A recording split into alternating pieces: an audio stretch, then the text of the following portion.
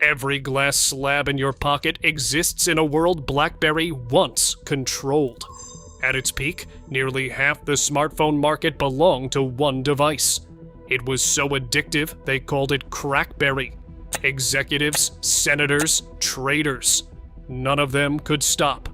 Behind the addiction sat an enterprise security moat so deep that IT departments refused to authorize anything else.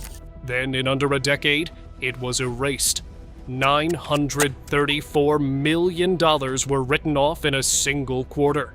This is a corporate autopsy, and it begins with understanding just how total BlackBerry's grip really was.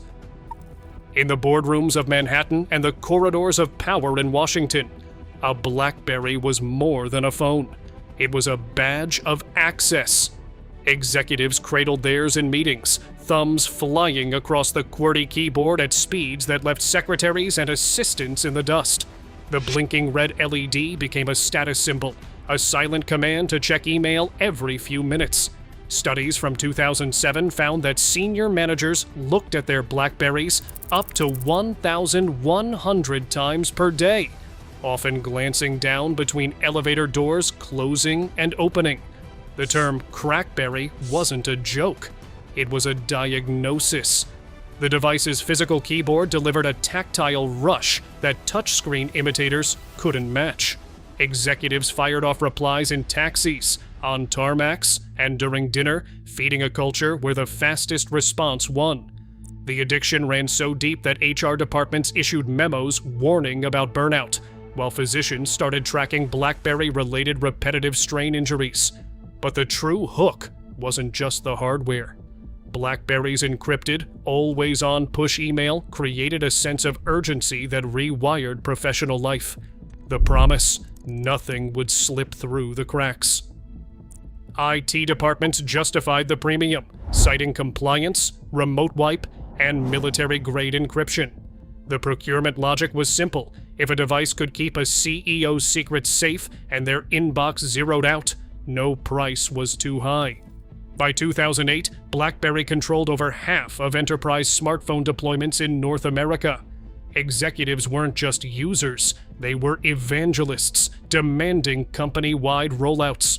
The device became a fixture in the executive arsenal, inseparable from the rhythms of high-stakes decision-making and the relentless pace of global business. Behind the scenes, BlackBerry's real power didn't come from a keyboard or a blinking LED. It came from the BlackBerry Enterprise Server, BES, a fortress of policy control that locked entire corporations into a single procurement funnel. Every BlackBerry device on a company's network was tethered to a central console, giving IT departments the authority to enforce password strength, push security updates, and remotely wipe lost or stolen phones in seconds.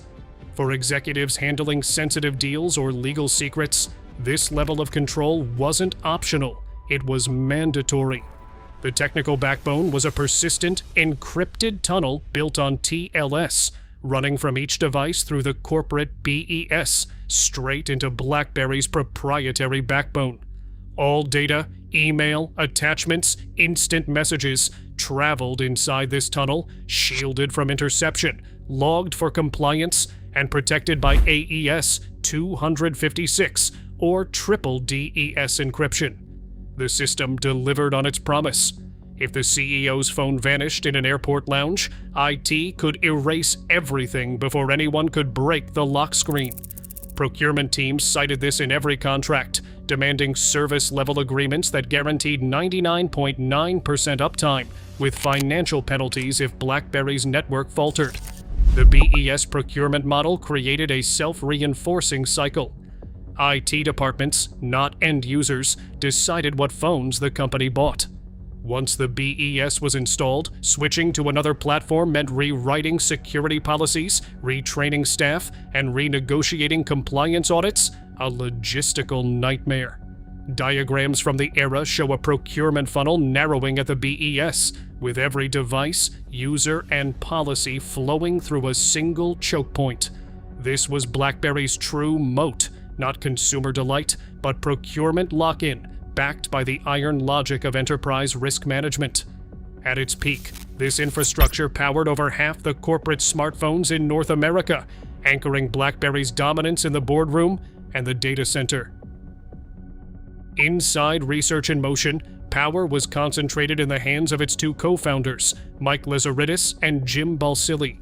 The dual CEO structure, rare for a tech giant, meant that every major decision filtered through a partnership with no counterweight. Board minutes from the late 2000s reveal a pattern: no independent lead director, and a board populated by loyalists and longtime Canadian business allies. When it came to oversight, the checks were weak, and the culture discouraged dissent. The real engine behind strategy was compensation. Executive pay packages, as disclosed in filings with the SEC, were pegged to hardware revenue and share price, not to software growth or ecosystem health.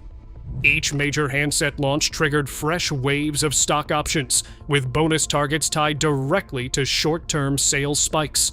Behind closed doors, the option grant tables show a sharp uptick after the Storm and BlackBerry 10 announcements, incentivizing a cycle of hardware bets and aggressive forecasts, regardless of market signals.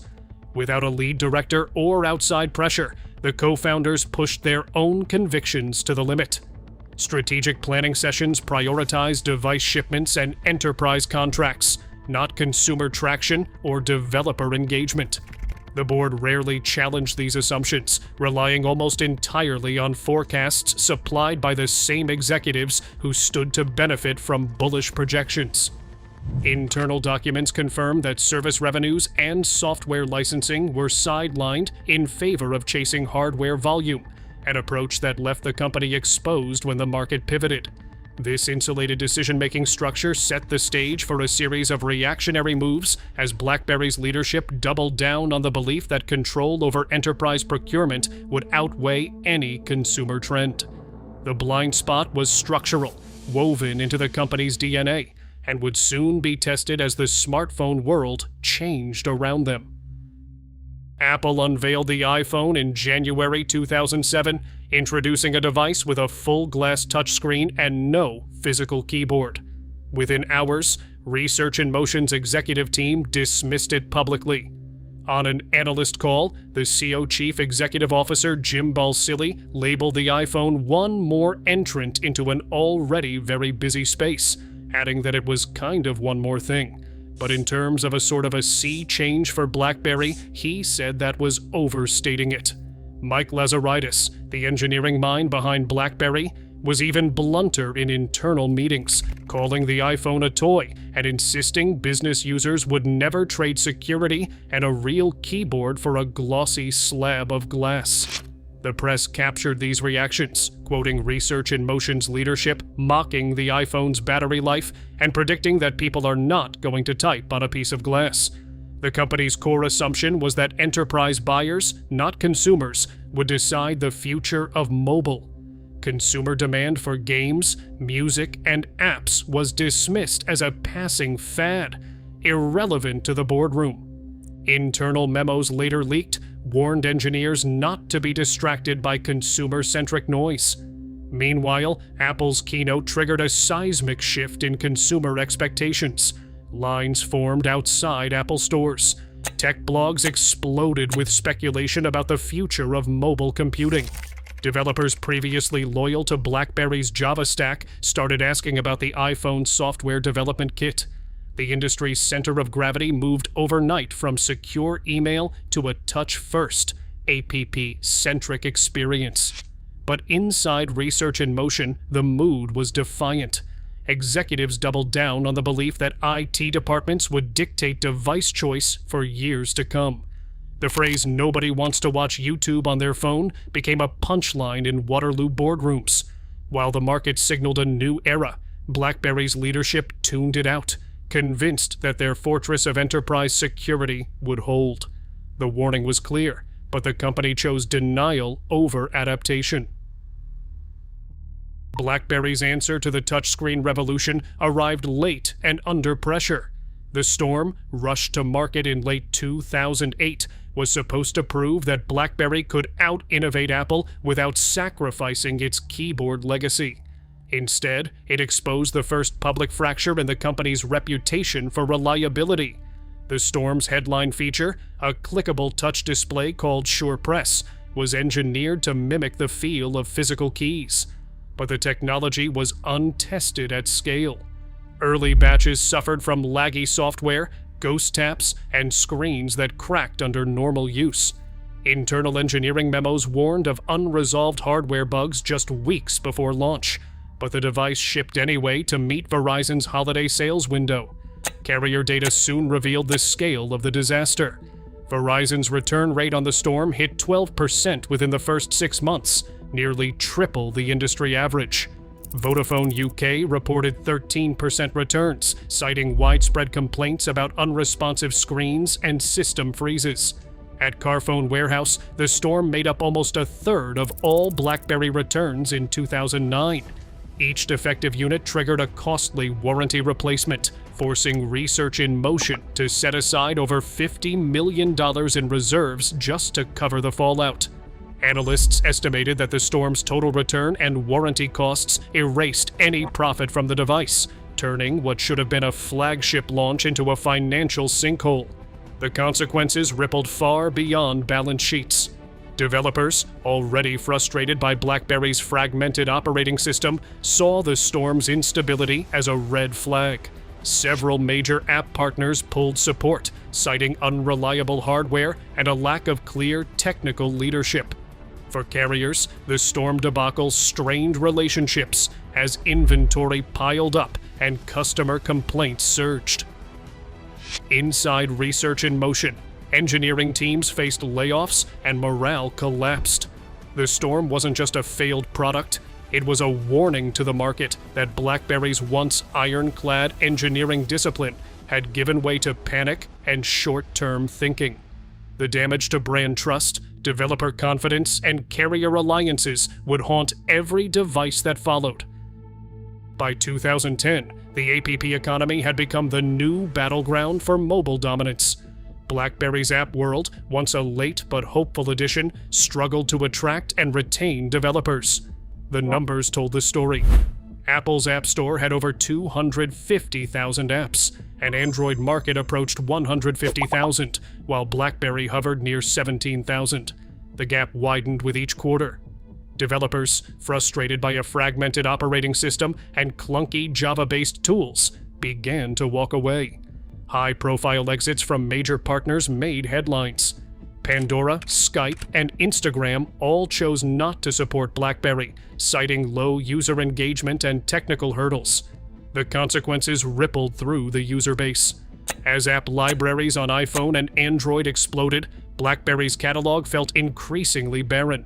By 2012, fewer than 1,000 BlackBerry apps were actively maintained. Consumer surveys from that year show that only about 3% of BlackBerry's offerings were games or social apps, compared to more than half on rival platforms. The result? Users spent less time on their BlackBerries outside of work, while iPhone and Android owners got hooked on daily app-driven routines, messaging, streaming, gaming, and sharing. The developer exodus was not just about missing out on a few flashy titles. It was a systemic unraveling. The App Store's decline fed a vicious cycle, where fewer apps meant less consumer interest, and that discouraged new development. As daily engagement shifted to ecosystems built for entertainment and social connection, BlackBerry's reputation as a business tool became a liability. The device that once symbolized productivity now looked like a relic, unable to compete for the attention of the next generation of users. By the end of 2013, BlackBerry World's app count lagged so far behind that it barely registered in market comparisons. The platform's shrinking ecosystem signaled to both users and developers that its best days were over. The company's refusal to adapt its developer strategy, combined with a collapsing app library, left BlackBerry isolated in a marketplace that now ran on network effects and daily engagement, not just secure email. BlackBerry Messenger was once the most coveted feature in corporate mobile. Executives insisted on BBM for its encrypted, instant communication, an internal channel that felt as secure as it was addictive. But BBM's greatest strength, its exclusivity, became its undoing. The board, convinced that locking BBM to BlackBerry hardware would force customer loyalty, refused to open the gates. As late as 2012, internal minutes show senior leadership dismissing requests to launch BBM on iOS or Android, arguing that hardware retention depends on BBM exclusivity. Meanwhile, WhatsApp and iMessage exploded across platforms. In 2011, WhatsApp's monthly active users passed 200 million, 10 times BBM's peak of 20 million. By 2014, WhatsApp hit 400 million users and a $19 billion valuation, while BBM's active user base collapsed below 10 million. The network effect flipped. Users followed their contacts to services that worked everywhere, not just on BlackBerry. BBM's closed door, once a moat, now trapped only the shrinking loyalists, while the next generation of professionals defaulted to WhatsApp or iMessage for both work and life. Daily engagement, the currency of the new mobile era, drained away. The refusal to open BBM wasn't just a missed opportunity, it was a deliberate, board-sanctioned error that severed BlackBerry from the habits of modern users. In September 2013, the numbers finally caught up with BlackBerry. The company disclosed a $934 million write-down tied directly to unsold Z10 inventory, a public admission that its last, desperate hardware bet had failed. SEC filings for Q3 of fiscal year 2012 laid bare the scale. Warehouses and carrier shelves packed with millions of touchscreen devices that nobody wanted. The Z10, once pitched as a comeback flagship, had shipped just 3.8 million units that quarter, yet 3.2 million units remained in inventory, an almost 1-to-1 ratio of ambition to reality. The impairment charge wasn't just an accounting maneuver. It was the moment when years of strategic denial, from the storm's warranty black hole to the collapse of the app ecosystem, were converted into hard financial loss. BlackBerry's balance sheet, once buoyed by hardware revenue and enterprise contracts, now showed the cost of ignoring consumer demand and betting everything on a product the market had already rejected. Inside the 10Q, the language was clinical: inventory valuation adjustment. But the subtext was unmistakable. The company's procurement logic, once its greatest strength, had become a liability. Every unsold device was a monument to executive hubris, a physical record of how far BlackBerry's leadership had drifted from the reality of the modern smartphone market. The $934 million charge was not just a write-down, it was a reckoning. After the collapse of its hardware ambitions, BlackBerry faced a stark reality. Survival would depend on abandoning the device business that once defined it. The company rebranded as BlackBerry Limited, shifting its focus to enterprise cybersecurity and embedded automotive software. Hardware revenue, once the lifeblood of the business, shrank to a fraction of its former scale. By 2024, more than half of BlackBerry's revenue came from software and services, with automotive licensing accounting for nearly a third of the total. The centerpiece of this new identity is QNX, an operating system acquired in 2010. QNX now runs in over 200 vehicle models worldwide, powering infotainment, safety, and control systems for manufacturers like Ford, Volkswagen, BMW, and Hyundai. Ford's Sync 4 platform and Volkswagen's infotainment architecture both rely on QNX for secure, real-time performance. Multi-year agreements with automakers have turned BlackBerry into a critical supplier for the vehicle-to-cloud security stack, generating annual licensing revenue that exceeds $400 million. In parallel, BlackBerry's enterprise cybersecurity suite, spanning endpoint protection, unified device management, and threat detection, serves governments and Fortune 500 companies that once bought BlackBerry phones. The company's reputation for security, forged in the era of military-grade encryption and compliance-driven procurement, now underpins its software contracts. Analysts point to regulatory requirements like ISO 26262 and UN ECER 155 as drivers of QNX adoption, cementing BlackBerry's role in automotive safety and cyber risk management. What remains is not the story of a resurrected phone brand, but a cautionary tale of how a hardware empire can vanish and re-emerge as a software specialist. BlackBerry's survival is measured not by devices in pockets, but by lines of code running in the background of critical infrastructure. Proof that a company's core strength can outlast its most iconic product, if it is willing to admit what has been lost. Today, BlackBerry's market share hovers near zero. It was obliterated, not by technology, but by leadership blinded to shifting consumer power. $1 billion write-down and developer exodus cemented its fate, while WhatsApp succeeded where BBM refused to adapt. The lesson: arrogance at the top accelerates irrelevance. In a market built on disruption, control is always temporary. What legacy will today's market leaders choose to ignore?